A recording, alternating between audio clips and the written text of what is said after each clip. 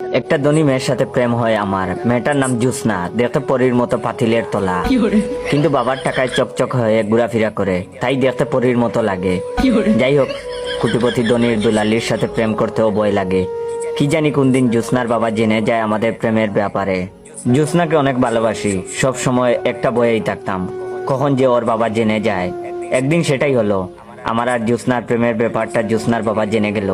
তারপর আর কি, সিনেমার মতন জ্যোৎস্নার বাবা আমাকে তার বাসায় তার সাথে দেখা করতে বললেন। আমিও বয়ে বয়ে দেখা করতে গেলাম। তারপর জ্যোৎস্নার বাবা আমাকে দেখে বললেন, এই ছোট লোক গরিব, বল আমার মেয়ের জীবন থেকে চলে যেতে কত টাকা চাস?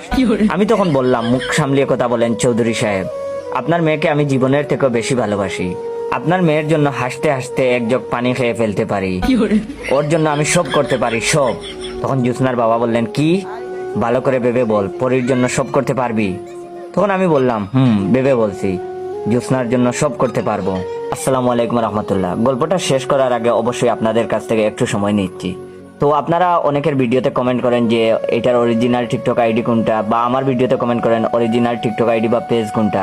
আমার অরিজিনাল টিকটক আইডির নাম ইওর জয়, 6 লক্ষ এর উপরে ফলোয়ার আছে, প্লাস আমার পেজের নামও ইওর জয়। ইওর জয় লিখতে সবগুলা ক্যাপিটাল অক্ষর ব্যবহার করতে হবে।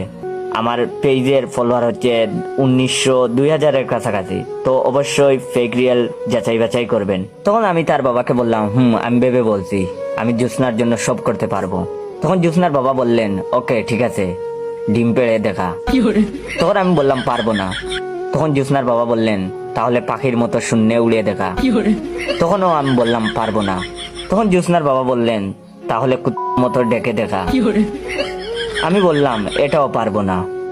তারপর জ্যোৎস্নার বাবা বললেন, তাহলে বললি কেন জ্যোৎস্নার জন্য সব করতে পারবি? এই বলে লাঠি দিয়ে তাড়া করলো। আমি দৌড়ে এসে পচা ডুবায় পড়লাম। আমার প্রেমের স্বাদ মিটে